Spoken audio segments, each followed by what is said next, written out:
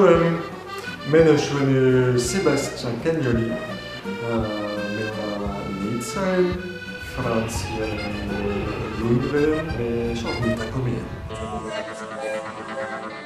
Себастьян – француз крайне необычный. Он восхищается коми-литературой и природой, а учить, казалось бы, такой бесконечно далекий коми-язык начал всего с нескольких текстов. Многие у нас, наверное, могли бы позавидовать такому рвению.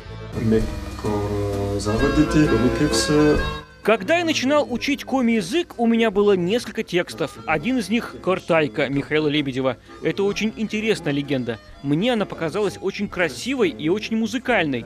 Поэма стала отличным подспорьем для изучения коми-языка, коми-слов.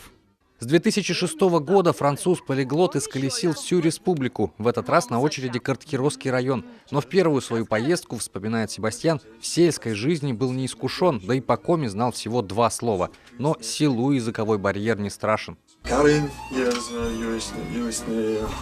Потом городские спросили меня, как мне там в селе жилось. Все ли было хорошо, было ли холодно. Но нет, все было замечательно. После этого меня прозвали Пезмыксащебе, на манер Небдинсавитера.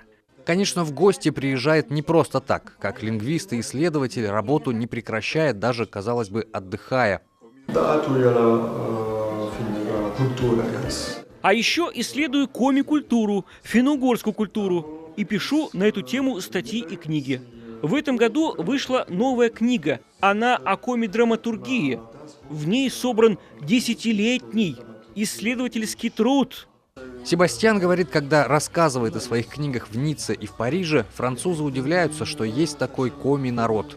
Им интересно слушать о коми-крае, а некоторые даже хотят его посетить. Романтик Себастьян уверен, скоро это обязательно случится. Евгений Стокос, Игорь Казаков, телеканал Юрка.